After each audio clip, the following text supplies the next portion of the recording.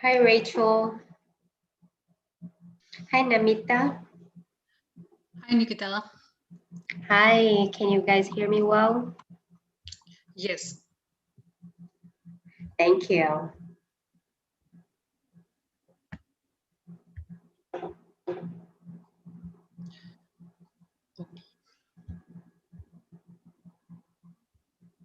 We still have 3 minutes. Yes.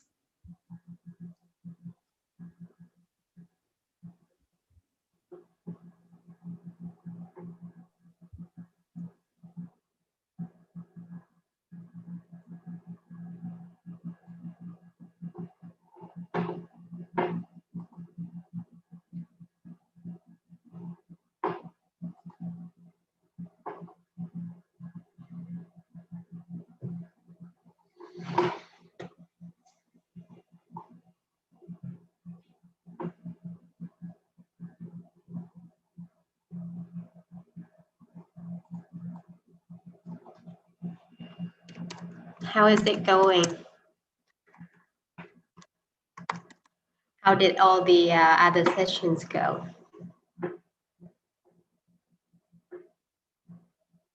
Oh, you're on mute.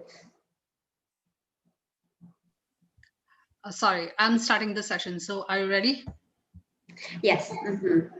Okay. Hello and good evening, everyone. My name is Namita and I will be your host for this session. And I'm very excited to be alongside you on this journey of sharing knowledge and adding more to it. No doubt, this pandemic has changed the lives of millions, but it has also provided us with the chance to get involved with our internet connected devices.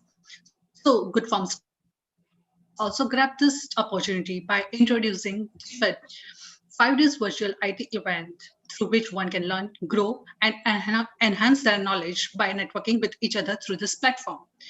Nikita Ngan, co-founder at Ekoios Technology, who is an entrepreneur with comprehensive accomplishments of leading global business development and partnership, will give us her perspective on new trends of decentralization and tokenization. I'm sure by now you know that you can enter your questions in the chat window throughout the session, and we will answer those after the session ends. So without further delay, let's hand over to Nikita Nan. Thank you, Namita, and thank you, Good Firms, for providing us with the opportunity to talk with all of you today about the trends of decentralization and tokenization. So my name is Nikita, and I am the co-founder of Ekoios Technology, a software development house specialized in blockchain. So throughout the year, we founded in 2015, and we was pretty early in terms of bringing blockchain technologies to the mass adoption by providing the services to our clients, our global clients all around the world, and mostly from the North America, Japan, Singapore, South Korea, and so many other countries. So yes, thank you today for attending my session. So we're going to talk about, first of all, the decentralization. Most people know of the blockchain technology through Bitcoin. Everybody now has heard of Bitcoin. And Bitcoin is the first and foremost, the most well-known cryptocurrency that was created based on blockchain technology by Nakamoto Satoshi, based on the idea of building a cryptocurrency that is trustless, decentralized, immutable. And after that, we have seen a up and down trend in developing alternative coins, aka altcoins, for different industries, and also recently with stable coins, in which USDT is the most well known. But actually, blockchain is so much more than just cryptocurrencies. It is an emerging technology that has some key features such as traceability, transparency, decentralization, immutability that can solve problems in different fields. Therefore, even though decentralization amongst all those key features are the creators' democratic aims, but that we want to achieve in this technology. However, ironically, banks, financial institutions, and big enterprises started to harness this technology at a very great scale level. So we are talking about finance, first of all, because as you already know, DeFi is leading the trend using blockchain technology. So in finance, we have seen applications in, for example, cross-border payment. Payments are the first and foremost use case of any banking or financial system. When it comes to blockchain finance, both central and commercial banks are all over the world now tapping into this new technology in terms of payment processing and potential issuing of their own digital currencies. And this trend also embraces the cross-border payments, which have been powered mostly by SWIFT or Western Union until now. We can see some pros and cons in using blockchain in this cross-border payment solutions. First, let's talk about the pros.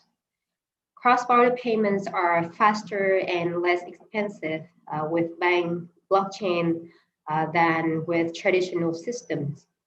For example, remittance costs within blockchain are only 2 to 3% of the total amount as compared with 5 and sometimes, it can go up to 20% withheld by other third parties. Besides, as we have already mentioned, blockchain doesn't require third-party authorization, thus significantly speeding up the cross-border payments process. However, it comes with the cons. If cross-border payment is made in cryptocurrencies, it can impose certain security risk. For example, if you transfer cryptocurrency funds from one country to another by applying blockchain technology, financial services or wallets or one of the service providers go bankrupt or suffers a hacker attack, the funds will be lost and will disappear, and there's no central authority such as bank or the government can go after that and reimburse such loss. Besides, there are also problems with cryptocurrency exchange into local currency, the fiat currency, destination because of the fluctuating exchange rates. Some use cases, for example, in 2016, Westpac, one of the Australia's largest banks, partnered with Ripple. And Ripple is very common and very popular that a lot of people know of now. An enterprise blockchain solution for global payments to implement a low-cost cross-border payment system based on blockchain technology. And in 2015, CBA, another large Australian bank, was planning to partner with Ripple in order to develop a ledger system on blockchain for payment settlements between its subsidiaries. Also in 2016, US Federal Reserve was working with IBM to implement a blockchain-based digital payment system.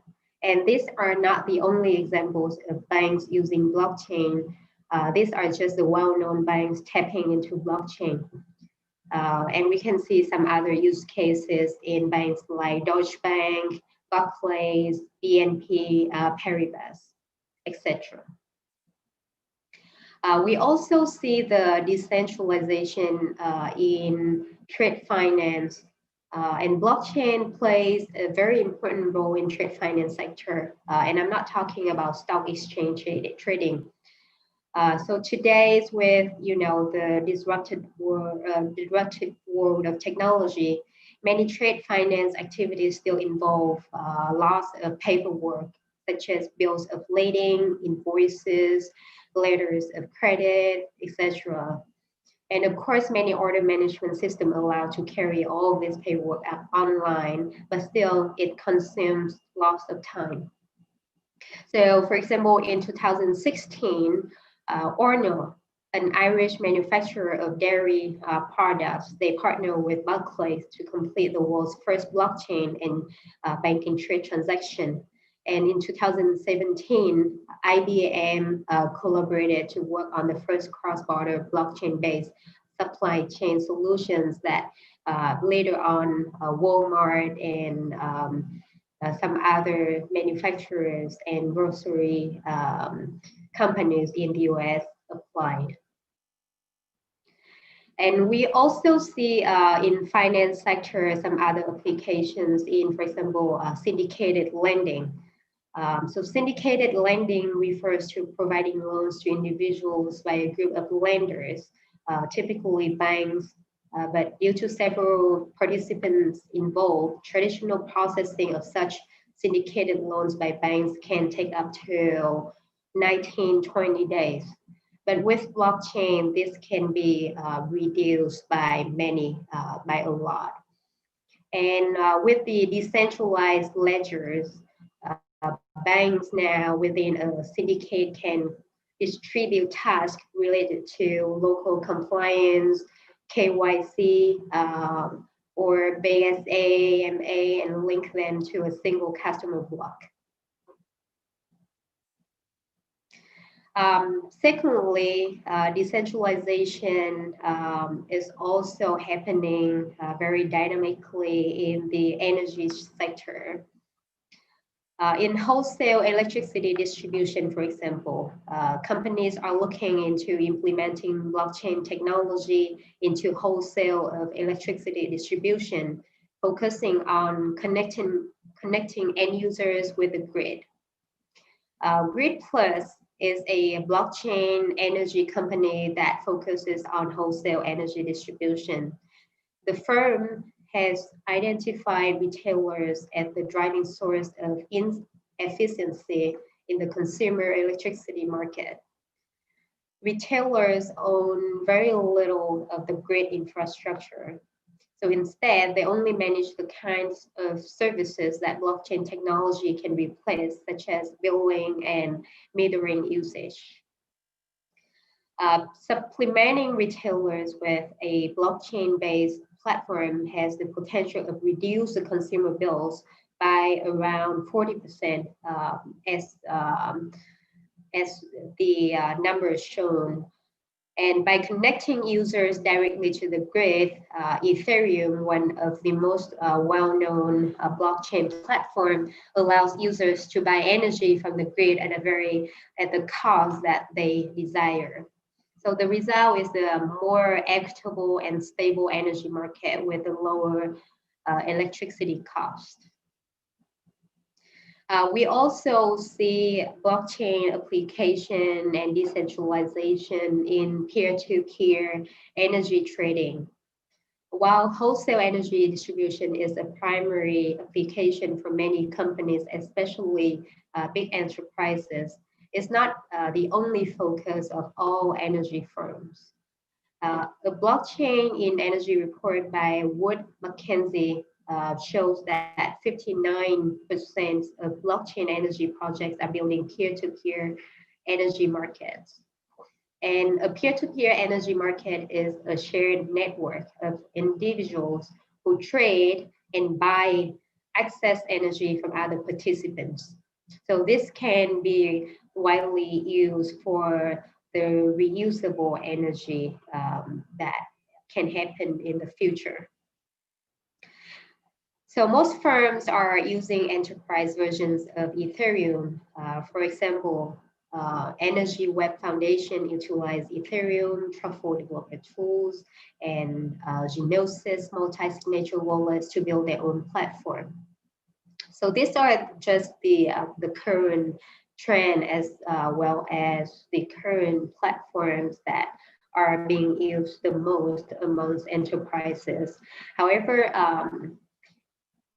as I research more on blockchain technology and when we develop more experience in utilizing blockchain technology to develop new economy systems, the ecosystem for customers all around the world, I also see a trend of development of enterprise blockchains that, like some you can tell, for example, R3 Corda or Hyperledgers, and all of them have different advantages as well as disadvantages, the goods and bads. And we'll see a lot will change in the next few years. So not only electricity, we're talking about, for example, oil and gas and all the commodities that usually are just being traded at a large scale, wholesale, but with the application of blockchain technology, it can be happen peer-to-peer, and now investors can invest in fractional different commodities. Thirdly, we talk about the decentralization in manufacturing and a lot of different other industries that, for example, like agricultural or medical field that enhancing the track and trace features that blockchain technology provides. So companies can use blockchain technologies to exchange data very, very easily, accurately, and securely within the complex supply chains. Blockchain can provide an immutable, permanent digital record of materials, parts, and products, therefore promoting end-to-end visibility and providing a single source of truth to all participants in the chain. And these benefits are valuable if the supply chain includes multiple participants with independent IT systems. If there's a lack of trust among participants or frequent need to onboard new participants. So currently, there are a lot of use cases in this field, including supply chain, manufacturers, medical companies that utilize these features of blockchains. For example, Walmart, like I mentioned earlier, emphasis on fresh food and saving money. So in 2018, they launched a system, a supply chain, where people can handle the produce for Walmart utilizing blockchain. For example, following a 2-year pilot program, it announced that it would be, Walmart announced that they would be implementing blockchain technology to keep track of every bag of spinach and head of lettuce. So if there's any problem with any produce, that then they can track and they know which one has problem. So instead of getting rid of all the whole load batch of produce or products, they can now just get rid of the only one that has problem. And recently we've been collaborating with AgriLedger, which is a blockchain company focusing on a agricultural value chain platform to keep track of agricultural, and in the future will be medical equipments and things like that. And it can be applied in any field to keep track of any produce or data that enterprises need to. And these products or this platform, we have implementing it in Haiti at the government scale under the collaboration of the World Bank and US aid, and we will soon implement that in Vietnam and some other developing countries in the world.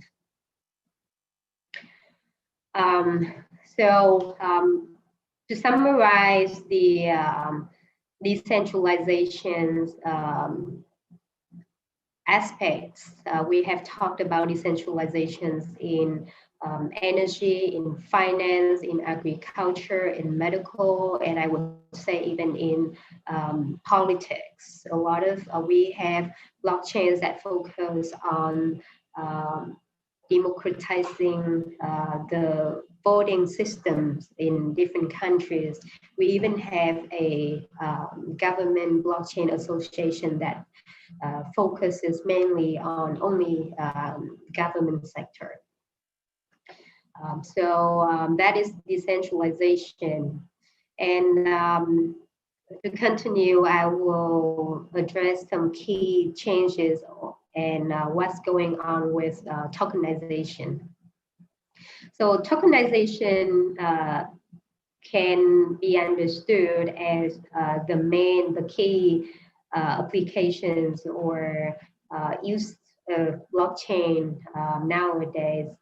And besides all the coins, the cryptocurrencies that we already know, stable coins and company shares are currently some of the most common examples for tokenization.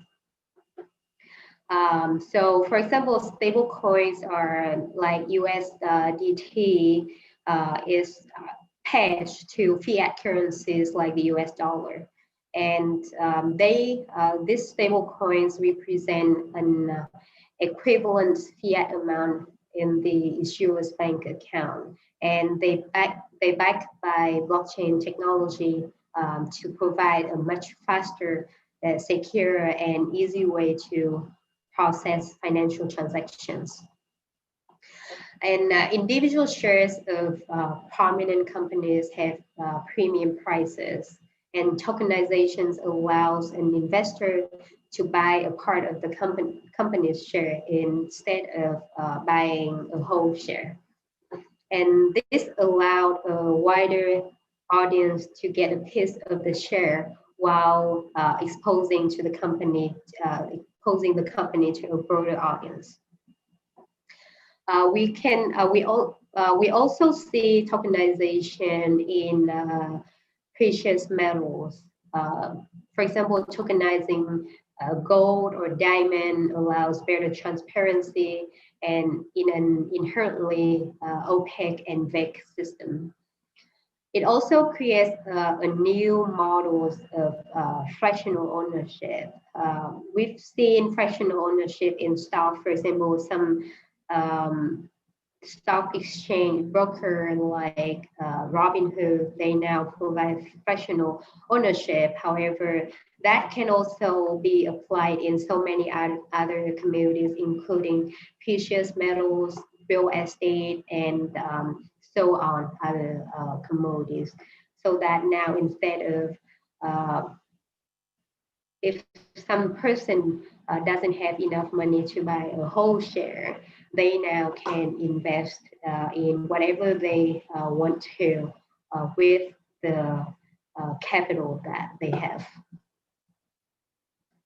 And some of the pretty unique, I would say, and special use cases in tokenization, I could say, like, for example, in carbon credits. Though a novel concept, is difficult to keep track of carbon credits, such as that it amounts to zero greenhouse gas emissions. Now with tokenization, it provides an efficient way to generate security tokens representing an individual's carbon credits. And these credits can further be used for carbon offsetting, meaning for activities like reforestation, and which will reduce the greenhouse gas emissions. And I also see tokenization in the governance. For example, we have discussed with some of our partners, business partners, in tokenizing cities. So imagine if you have city, New York City, LA City, London, or Hanoi, where I come from, They're all different cities and ran by different governments with different methods.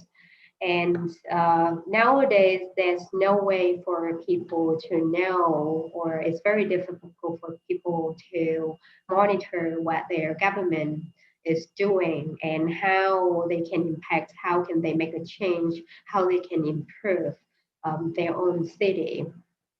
So by tokenizing the city based on different criteria, for example, their education, infrastructure, um, or the wealth of companies that have offices in that city, now investor will have a more transparent look or data into the city that they invest in, and that will help funding for further development of the city too, and will bring benefits to all participants.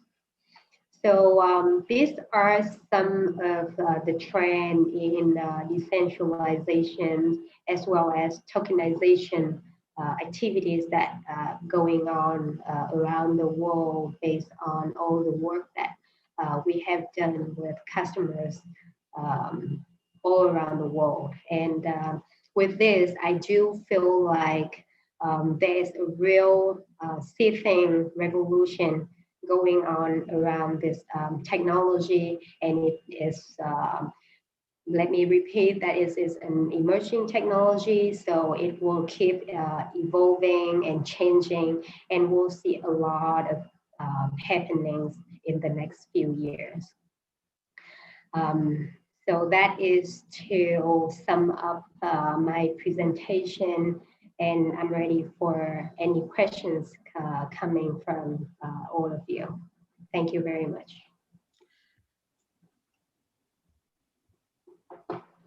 Thank you so much, Nikita, for sharing your expertise on the said topic. Here we have some questions. Would you mind if I read out for you? Yes, please. Mm-hmm. Thank you. So let's dive in. The first question is blockchain a reliable option against corruption? I think so. I think that that is one of the key features that the technology brings when it can bring all the data as trustless and as immutable, which means that no one can change the data without leaving a trace. And it's traceable because all the data will be saved on the blockchain. So any changes or all the history of the data will be saved on the blockchain. So those features will help bring in more transparency and reducing corruption. Okay, thank you. The next question is, can small businesses also implement blockchain? Is it cost effective for them? So I would say that it's in terms of software development and software maintenance, because with blockchain is computer to computer. So we do have, we are talking about the machine-based maintenance and operation. So compared to other technologies, in the long run, blockchain can help save a lot of money in maintenance and operation. So in that aspect, it may help companies reduce costs. Great. That will be really helpful for the small businesses. So coming to the next question, what is the most crucial challenge in implementing decentralization? The most, yes, I would say that because so scalability is considered one of the most challenges in blockchain technology. Because so for example, a lot of companies, big companies now, they already scope, because imagine with Bitcoins, we have a certain amount of users, but imagine that if that will be used, you own by millions or trillions of people, then we will cope a problem of speed in the network, as well as the computing ability, the computing power. So scalability is considered one of the biggest challenges in implementing blockchain technology. However, a lot of enterprises right now are trying to solve that problem by, it's not completely blockchain, but for example, like R3 Corda or Hyperledgers, they can sacrifice some of the other features. For example, the immutability, we're talking about hard fork, to be able to promote the scalability of this technology. So we'll see a lot of changes in this technology in the coming years to solve more and more of the limits of this technology. Thank you. I hope this will help the users in implementing this centralization. So the next question is, are blockchains scalable as their counterpart centralized system? Are blockchains, can you please repeat the question? Yes, please. Are blockchains scalable as their counterpart centralized system? Absolutely. I would not say that as a counterpart of a centralized system, because now most of the systems in the world are centralized. And like I said, DeFi is leading the way. So a lot of banks and also financial institutions are now integrating their centralized systems with decentralized systems.